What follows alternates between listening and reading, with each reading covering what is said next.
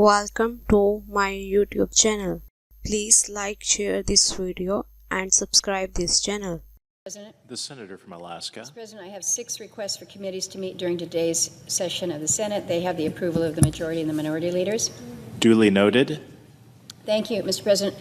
Mr. President, I've come to the floor with my friend and colleague from Nevada, Senator Cortez Masto, to seek unanimous consent to pass 2 non-controversial bills as a bipartisan pair. The first is H.R. 2815. This is sponsored by Congressman Begich from Alaska. It is the identical companion to my Cape Fox Land Entitlement Finalization Act. And the second is H.R. 972, sponsored by Representative Dana Titus of Nevada. It's the identical companion to Senator Cortez Masto's Sloan Canyon Conservation and Lateral Pipeline Act. Mr. President, these are important bills to those in southeastern Alaska and in Nevada. Probably won't make headlines out of those 2 areas, but they are very significant and important bills. For more than 5 decades, the Cape Fox bill will finally complete the land entitlement for the native village of Saxman in southeast Alaska. The Sloan Canyon bill will facilitate construction of a water pipeline in the Las Vegas Valley. This is critical infrastructure for hundreds of thousands of people. These are House-passed bills, okay? So they can go directly to the President's desk to be signed into law. I mentioned that they're both non-controversial. Their pairing is also non-controversial.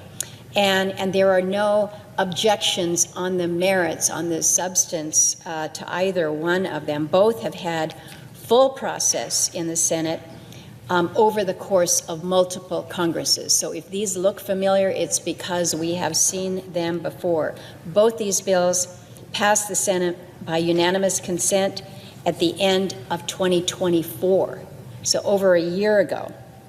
Our cloakrooms on both sides of the aisle hotlined them again 6 weeks ago, and so that's what brings us here today as we're still trying to move them.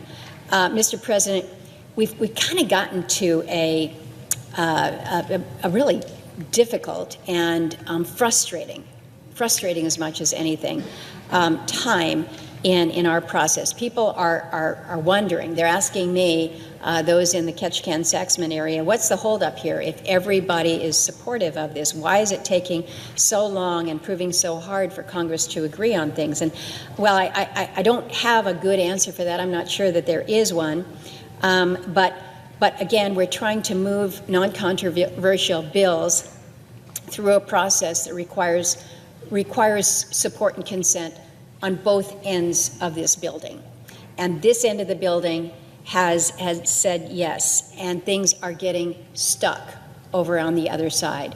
And rather to point fingers and call names, I want to unstick things. I want to have us know that we can move these bills that are important in our communities and in our regions, and they don't get taken hostage, if you will, by the other body as they're trying to figure out how they gain leverage over something else here. That's not fair to the constituents that we represent. That's not fair to the lawmakers who are working very hard to try to advance their bills. And so I appreciate the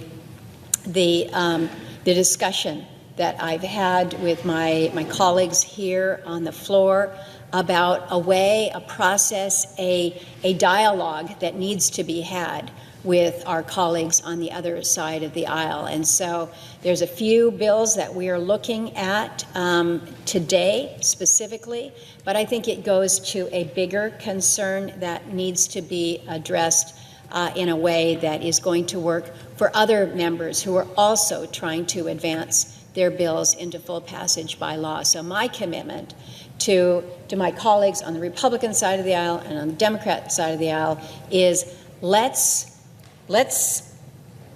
leave from here. Let's make the calls to set up the sit-downs with our colleagues on the other side, in the other body, to talk about how we're going to move these in a way that is fair and does not penalize the members, the communities.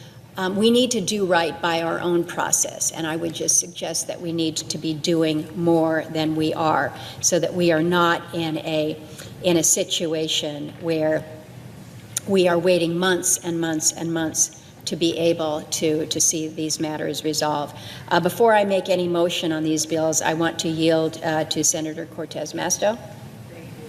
Mr. President. Senator from Nevada. Thank you. Mr. President, I rise today along with my good friend and colleague from Alaska, Senator Murkowski, to ask for the passage of both H.R. 2815 and H.R. 972. As you've heard, they've already passed the House. There's been extensive hearing there, work to be done. I also know that, let me talk a little bit about H.R. 972. This is the Sloan Canyon Conservation and Lateral Water Pipeline Act. This is the same bill that this chamber already passed by unanimous consent last Congress. And right now, almost 40% of Las Vegas residents and businesses depend on this South Valley lateral pipeline. That's one single pipeline for nearly 3 million people. And that pipeline is 25 years old. In 10 years from now, it will reach 95% capacity, and it won't be able to safely and reliably serve Las Vegans long term. This bill that we were hopefully are passing today will allow the Southern Nevada Water Authority to build a new pipeline that will improve the reliability and capacity of our existing water system. It will protect the water supply for nearly half of our Las Vegas residents and businesses. And if you're from the West, water is the issue. My colleague from California knows this. This is why I appreciate the conversation we've had today. Let me just say this. As the member of leadership in the Democratic caucus, as well as a member of Energy and Natural Resources and the ranking member on the Public Land Subcommittee, I couldn't agree more with not only the comments Senator Murkowski has said about our challenges and the work we need to do to pass several pieces of legislation, in both houses, to the benefit of our constituents, and my commitment to do just that.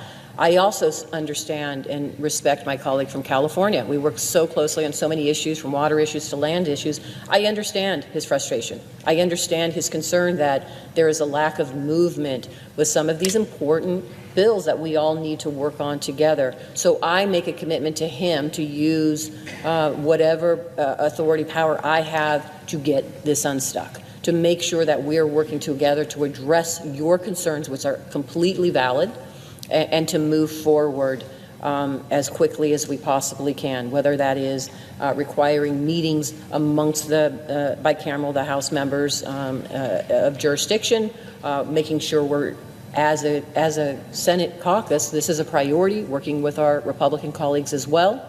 I really appreciate you bringing this to everyone's attention in the way that you have, and I think it's important for us to continue to move forward together now to follow through and unstick a lot of the challenges that we are seeing with these lands bills and the bills that we need to get passed in both chambers.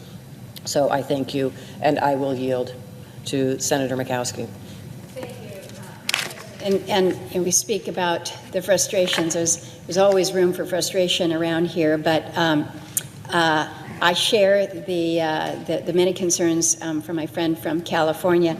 3 of my bills and ones that you also care about, and more that I have co-sponsored, are also pending over there. And so this is not just the 3 of us sharing that we need to find a path forward, but I think it is also an effort and a need to find a path forward, working with the House to move these bills forward. And in the meantime, here in the Senate, we need to keep doing our work, but we can't forget that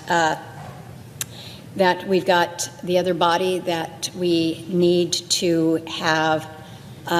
We need to have a working relationship, and passage of the bills requires just that. So I think today we want to get focused on outcomes, pushing to pass the bills where we can, however we can, whether they start with an HR or an S not caring about who gets the credit, but just making sure that we're advancing some laws here. So, Mr. President, as if in legislative session and notwithstanding Rule 22, I ask unanimous consent that the Committee on Energy and Natural Resources be discharged and the Senate proceed to the immediate consideration of the following bills en bloc. Further, that the bills be considered read a third time and passed en bloc, and that the motions to reconsider be considered made and laid upon the table all en bloc. Thanks for watching this video.